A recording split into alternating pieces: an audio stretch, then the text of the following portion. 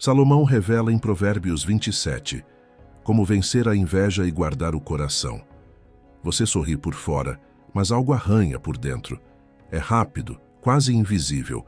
Uma faísca acende quando o outro é exaltado e, de repente, a mente começa a explicar por que aquilo não é tão grande assim. É aqui que Provérbios 27 nos chama pelo nome. A inveja não é apenas querer o que o outro tem, é permitir que a alegria dele diminua quem você é. Ela faz barulho baixo. E eu? Por que não eu? Eu merecia mais.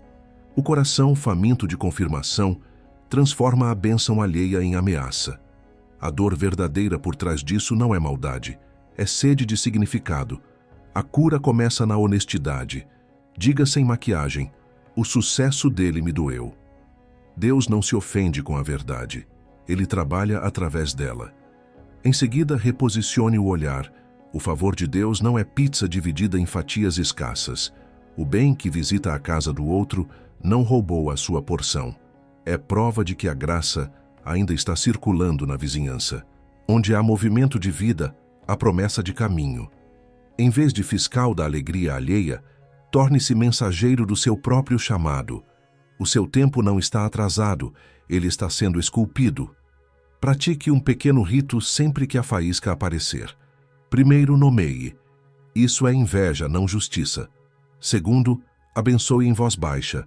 Que prospere com integridade, guarda meu coração. Terceiro, execute um ato simples no seu propósito. Um e-mail enviado com excelência. Um estudo feito com atenção. Uma ligação de reconciliação. A constância desloca o foco do placar para a missão. E com o tempo, a faísca perde combustível. Você percebe que consegue se alegrar sem se perder, aplaudir sem diminuir seu valor, celebrar sem esquecer quem é. Porque no fim, a inveja só vence quando você acredita que o amor de Deus é escasso. Ele não é. Há pão suficiente para todas as mesas. E quando o seu coração aprende isso, o sorriso deixa de ser máscara e volta a ser verdade. Feridas que curam. Há elogios que embriagam e há cortes que salvam. Salomão diz que as feridas do amigo são fiéis, enquanto os beijos do bajulador são perigosos. Na prática, isso significa que a inveja cresce em ambientes onde só ouvimos o que queremos e morre onde alguém que nos ama aponta o que precisamos encarar. É duro, a pele arde, o orgulho reage, a mente procura justificativas. Mas quando a lâmina vem nas mãos certas, ela não destrói. Remove o que apodreceu em silêncio. Um amigo verdadeiro não compete com você. Ele protege o seu futuro, mesmo que custe a sua aprovação por alguns dias. A ferida que cura tem 3 marcas. Ela descreve fatos, não rótulos. Diz: você faltou a palavra em vez de você é irresponsável. Ela revela impacto, não humilha. Quando isso acontece, eu perco confiança. E ela aponta caminho. Vamos combinar outra forma? Assim, a correção não se torna tribunal, vira estrada. E quando recebemos, algo acontece por dentro. O foco se move do como pareço para o quem me torno. A inveja se alimenta de aparência. A maturidade se alimenta de verdade. Como praticar? Escolha 2 pessoas de sobriedade comprovada para serem espelho quando o coração estiver em guerra. Dê permissão para que falem antes do desastre. E ao ouvir, faça o rito simples. Respire, agradeça, repita o que entendeu, peça um exemplo, proponha um ajuste em 24 horas. Aplique e dê retorno. Você não perde dignidade quando admite uma falha. Você afirma. Aos poucos, os beijos fáceis perdem graça e a ferida fiel passa a ser sinal de segurança. É assim que se vence a inveja, acolhendo a verdade que restaura o eixo, mesmo quando dói. A fome que nada sacia. Existe uma fome que não mora no estômago. Ela mora no olhar. Quanto mais vê, mais quer. A inveja se alimenta dessa carência silenciosa. Nada basta. Tudo parece pouco. O coração vive mastigando migalhas da vida alheia. Salomão descreve assim: para a alma faminta, até o amargo é doce. É por isso que, quando estamos vazios, o brilho de qualquer vitória estranha parece banquete, e quando estamos nutridos, Até grandes feitos passam sem provocar tempestade. O problema não é a conquista do outro, é a nossa despensa por dentro. Essa fome nasce quando trocamos presença por performance, vocação por vitrine, gratidão por contagem de likes. O coração, sem pão de verdade, corre atrás de açúcar emocional. Comparação, validação, atenção instantânea. Sobe rápido, cai mais rápido ainda.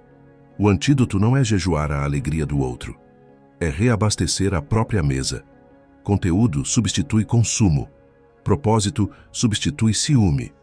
Rotina limpa substitui ansiedade. Como se alimenta a alma? Com o pão de cada dia. Uma porção de palavra antes da tela, uma tarefa feita do início ao fim com consciência, um gesto de generosidade sem plateia, um agradecimento específico escrito à noite, uma conversa honesta que desentope o peito, um repouso simples que devolve o fôlego. Nada disso viraliza, mas tudo isso nutre. Em poucos dias, você percebe que o olhar desacelera, o corpo desarma, a mente para de fiscalizar a vida dos outros. Onde havia pressa, nasce paciência. Onde havia carência, volta a paz. A fome que nada sacia não é invencível. Ela se rende quando você volta a comer o que sustenta. E nutrido, você descobre. A vitória do outro deixa de ser ameaça e volta a ser sinal de que a graça ainda passa pela cidade. Espelho d'água. Às margens de um lago, o rosto aparece como é. A água não disputa, só revela. Salomão diz que assim é o coração do homem. O outro funciona como espelho. Você pensa que está vendo a pessoa, mas muitas vezes está apenas assistindo ao reflexo das suas próprias sombras. Insegurança, orgulho, medo de ficar para trás. A inveja opera nesse ângulo morto. Ela projeta no sucesso alheio uma acusação contra você. Você não é suficiente. O problema não está no brilho do vizinho, mas na leitura que o seu espelho interno escolheu fazer. E espelhos rachados distorcem qualquer paisagem. Como reeducar o reflexo? Primeiro, nomeie o que apareceu. Senti ciúme, não justiça. A verdade desembaça o vidro. Segundo, pergunte ao espelho o que ele está tentando proteger. Tenho medo de ser esquecido? De não ter valor fora do palco? A dor escondida costuma ser mais antiga que o gatilho. Terceiro, ajuste o ângulo da luz. Mude o foco do que falta em você para o que Deus está formando em você. Isso não é autoajuda, é conversão do olhar. Em vez de porque ele, comece a dizer, o que é meu para fazer hoje? O espelho deixa de ser tribunal e volta a ser instrumento. Prática diária. Ao notar o reflexo ácido, escreva 3 linhas. Uma de confissão, senti inveja, uma de gratidão concreta, sou grato por, e uma de missão pequena, hoje farei. Em seguida, abençoe a pessoa que te disparou o gatilho. Não precisa sentir, apenas obedecer. A bênção limpa o espelho por dentro. Aos poucos, você descobre que consegue olhar sem se perder, admirar sem se diminuir, aprender sem se comparar. A água volta a refletir com fidelidade. Quando o coração encontra esse lago tranquilo, a vitória do outro vira mapa, não ameaça. E o seu próprio rosto, enfim, aparece nítido, amado, em processo, no caminho. Trabalho silencioso, fruto que fala. A inveja grita no corredor, a sabedoria sussurra na oficina. Há um poder em fazer o certo quando ninguém está olhando, revisar o texto mais uma vez, ajustar o orçamento, estudar sem postar, ligar para quem precisa, cumprir o combinado no prazo. Parece pouco, mas é assim que o coração desaprende a pedir vitrine. Salomão sugere um caminho simples. Deixe o fruto falar por você. O fruto não precisa de legenda. Ele chega, alimenta, permanece. Enquanto a comparação busca aplauso imediato, a diligência busca consistência. E consistência, mais cedo ou mais tarde, vira reputação. Trabalho silencioso não é invisibilidade amarga, é liberdade. Você sai do palco da aprovação e volta para o chão da missão. Ali, cada pequeno ato feito com inteireza vai reeducando o olhar. Já não importa quem viu, mas quem foi servido. Já não pesa quem aplaudiu, mas o quanto a obra ficou honesta. É nesse ritmo que a inveja perde ar, porque a mente, ocupada em construir, não tem tempo de vigiar o placar alheio. O foco troca de endereço, do outro para a tarefa, da vitrine para a mesa, do parecer para o ser. Prática para hoje. Escolha uma entrega que depende de você e faça-a com um padrão acima do habitual, sem anúncio, sem bastidor. Depois, agradeça a Deus pela chance de servir em silêncio. Guarde no coração esta regra de ouro. Excelência constante é argumento incontestável. Onde o fruto fala, a inveja cala. Casa sem ecos. A inveja precisa de plateia para crescer. Mesmo quando ninguém está por perto, ela convoca uma multidão interior. Vozes que repetem, amplificam, distorcem. É o eco da comparação, devolvendo suas inseguranças em volume maior. Para vencer, você precisa transformar o coração numa casa sem ecos, um lugar onde a palavra entra, é avaliada e não volta multiplicada em ruído. Limites internos não são muros de orgulho, são acústica de sabedoria. Eles decidem o que tem permissão de reverberar e o que sai pela janela antes de virar tempestade. Como se constrói essa acústica? Primeiro, limite para o pensamento. Quando a mente começar a narrar eu nunca, ele sempre, ninguém me vê, responda com frases verdadeiras e enxutas. Hoje foi difícil, ainda estou aprendendo. Minha parte é esta. Verdade curta desmonta exagero longo. Segundo, limite para o olhar. Se determinadas janelas digitais disparam ciúme e autopiedade, feche-as por um tempo. Não é fraqueza, é higiene. O coração precisa de períodos sem vitrines para reaprender a ver o próprio caminho. Terceiro, limite para a fala. Não transforme cada incômodo em assunto de roda. Fale com Deus, com um amigo sábio, com quem tem responsabilidade no processo. E só. Quanto menos eco externo, menos ressonância interna. Pratique também momentos diários de silêncio intencional. 5 minutos de respiração, um salmo lido devagar, uma pergunta honesta. O que realmente importa agora? Silêncio não é ausência de som, é presença de direção. Ele reduz ruídos, realinha o passo, devolve o eixo. Em pouco tempo, você perceberá que notícias boas dos outros não disparam sirenes e críticas não se transformam em terremotos. A casa fica habitável, as emoções suportáveis, as decisões mais limpas. Uma casa sem ecos não ignora dores, ela as acolhe sem transformá-las em coro. E nesse ambiente, a inveja perde o lugar onde costumava ensaiar. O que fica é espaço para contentamento, foco e paz suficiente para seguir. Mesas, não janelas. A comparação vive de vidro. Passa o dia encostada na janela, fiscalizando histórias, colhendo cenas recortadas e transformando trechos em sentenças. A casa por dentro fica vazia. Não há pão no forno, nem conversa na sala, nem plano sobre a mesa. É por isso que Provérbios nos chama a trocar janelas por mesas. A janela observa, a mesa aproxima. A janela supõe, a mesa pergunta. A janela alimenta o ciúme, a mesa nutre o coração.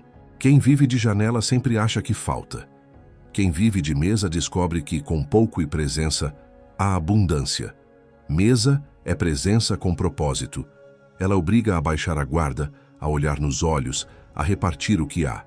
Em família, mesa é prato simples e conversa honesta, sem o placar do mundo sobre a toalha. No trabalho, mesa é pauta clara e cooperação, onde o talento do outro não vira ameaça, vira ferramenta.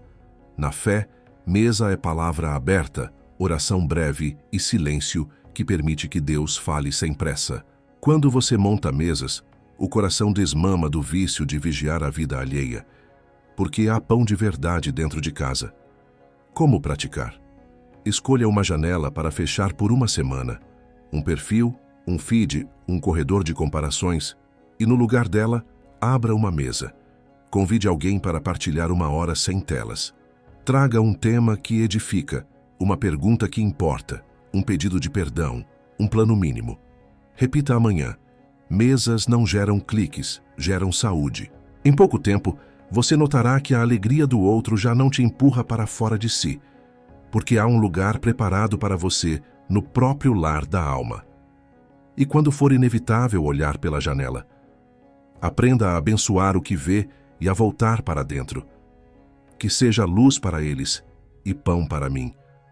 Uma frase assim fecha o vidro por dentro e lembra: a sua história é escrita na mesa onde Deus te chama pelo nome. Ali, o ciúme desaprende a falar. Ali, o coração volta a comer. Ferro contra a inveja. Ferro afia ferro. Não é poesia, é fricção que produz corte limpo. A inveja transforma colegas em rivais silenciosos. Cada avanço do outro vira ameaça, cada elogio, um alerta. Mas a sabedoria de Salomão oferece outra rota. Transforme comparação em oficina. Quando você escolhe parceiros que apontam falhas e compartilham acertos, a energia que antes alimentava o ciúme passa a alimentar o aprimoramento. O brilho do outro deixa de cegar e começa a iluminar onde você ainda pode crescer. A fiação verdadeira tem 2 movimentos. O primeiro é a exposição honesta do metal. A minha lâmina cega é aqui. O segundo é atrito com propósito. Feedback específico, revisão rigorosa, treino constante.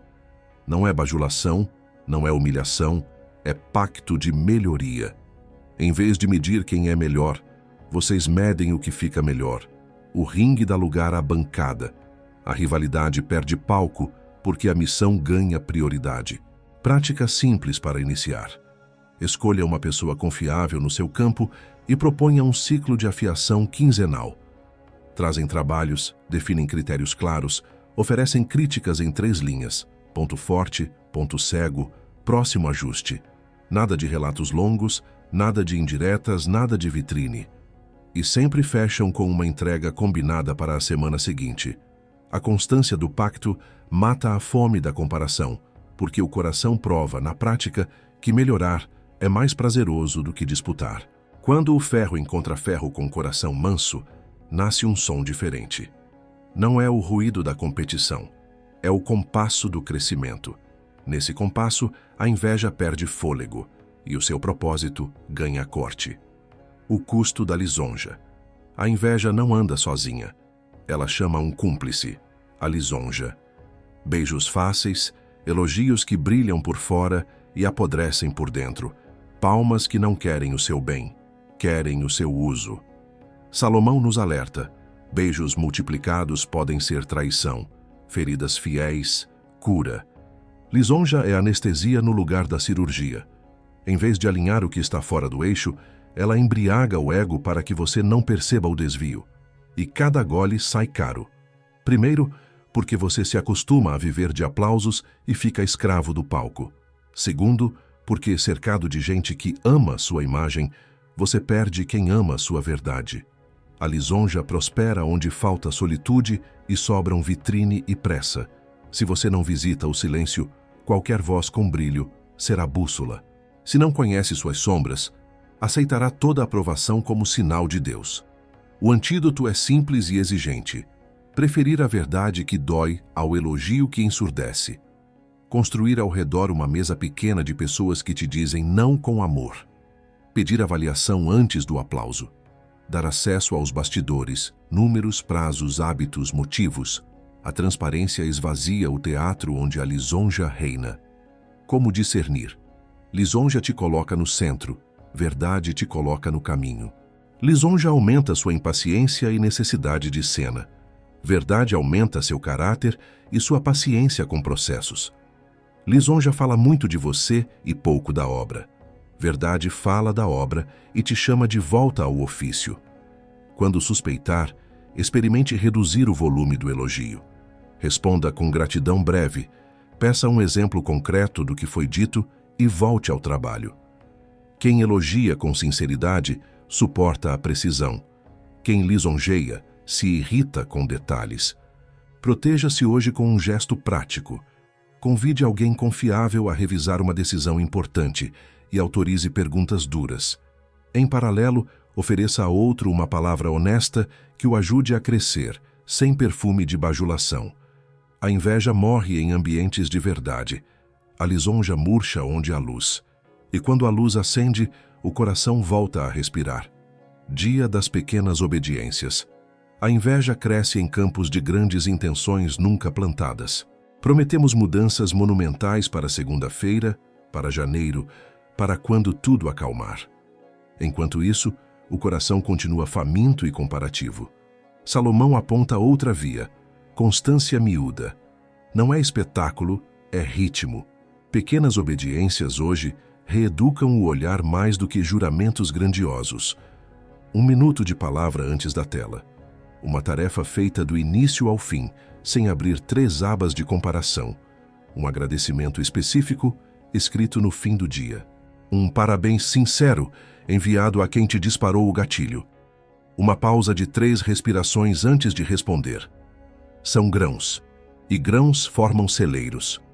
O poder dessas escolhas não está no tamanho, mas na repetição. Repetidas, elas abrem trilhas neuronais novas, afinam o apetite da alma, reduzem o ruído interno. Aos poucos, o coração perde a pressa de provar valor e volta a desejar o que permanece.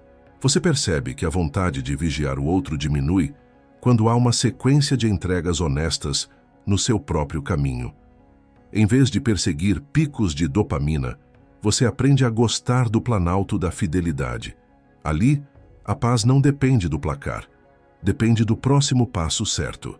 Faça um pacto de 24 horas. Não é promessa heróica, é acordo humilde. Hoje eu pratico. Defina 3 micro-obediências.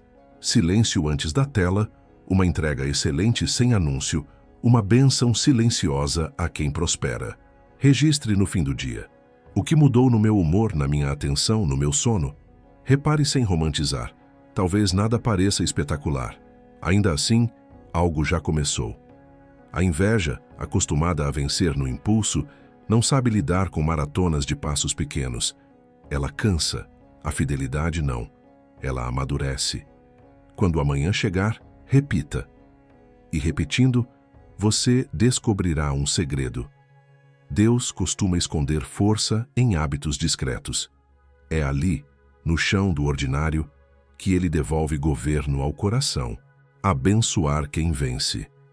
Há uma prática que parece pequena e, no entanto, muda a geografia do coração. Abençoar quem nos fere por dentro. Quando a vitória do outro acende ciúme, a alma quer se justificar, explicar por que não foi tão mérito assim, colecionar falhas antigas para equilibrar a balança. Salomão aponta outra direção: quebrar o ciclo com a bênção. A inveja vive de escassez. A bênção anuncia abundância. Ao dizer que prospere com justiça, que seja guardado do orgulho, que produza fruto que permaneça, você desloca o centro da cena do seu ego para a vontade de Deus. E nesse deslocamento, algo secreto acontece.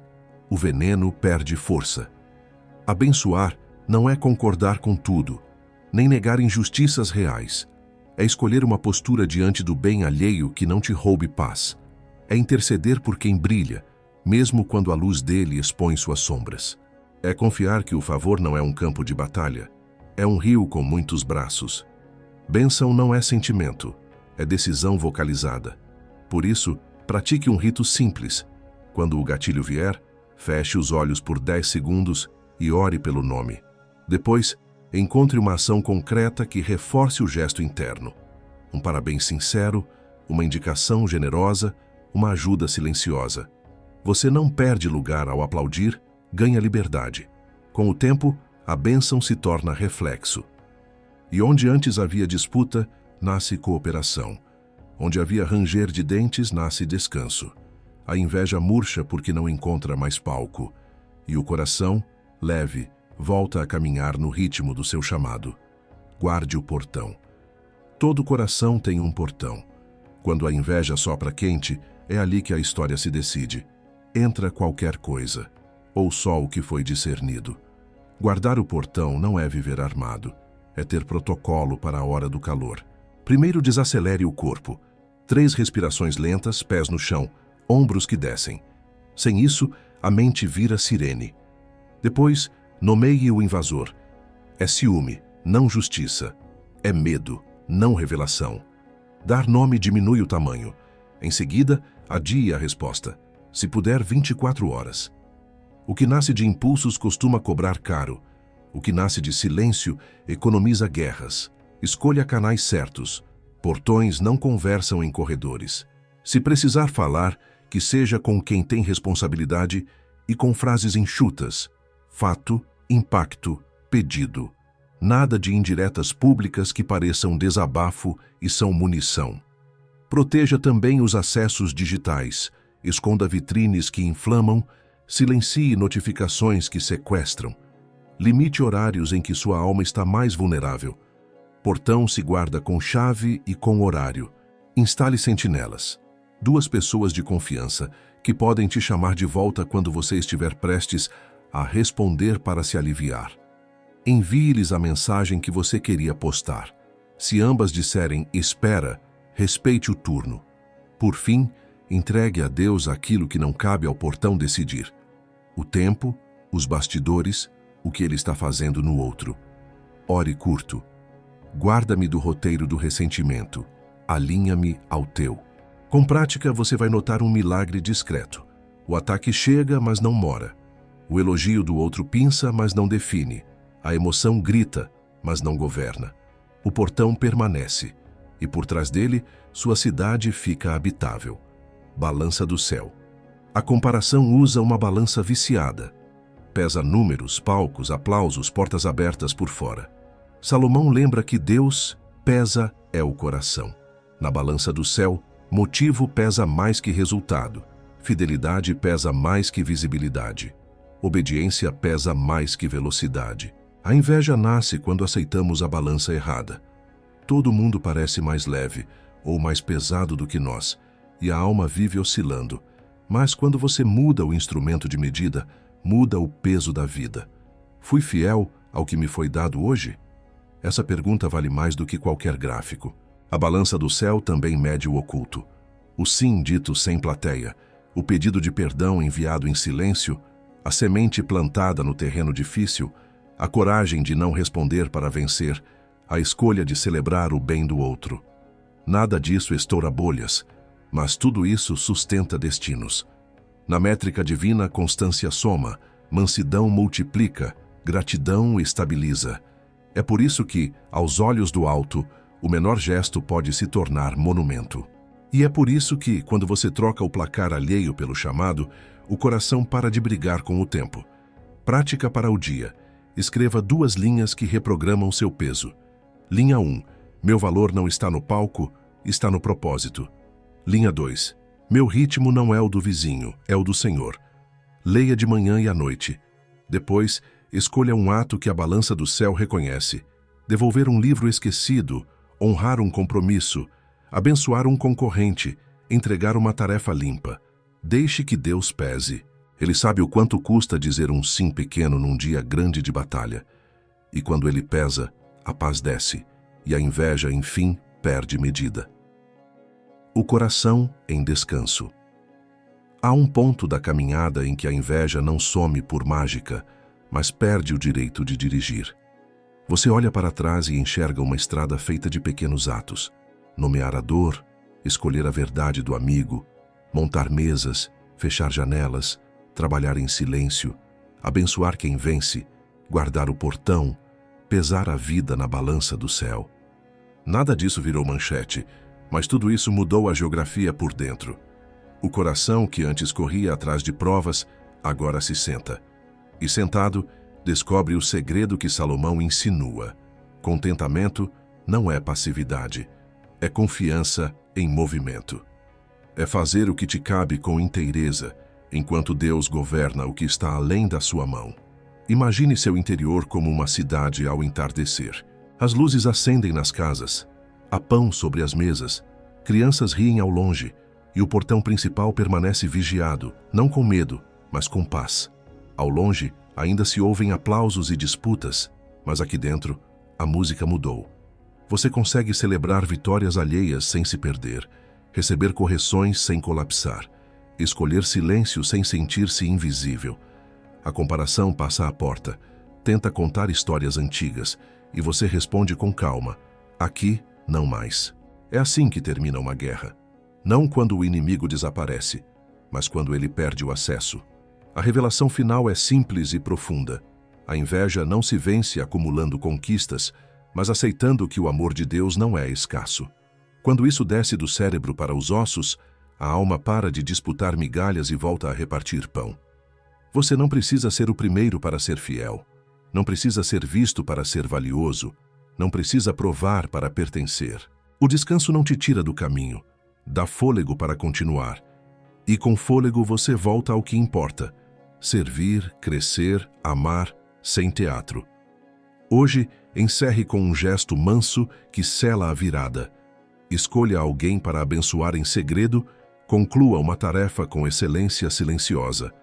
Agradeça por 3 coisas que ninguém viu. Entregue a Deus a parte que você não controla. Depois durma, porque quem confia dorme, e quem dorme em paz prova que o coração já encontrou um rei.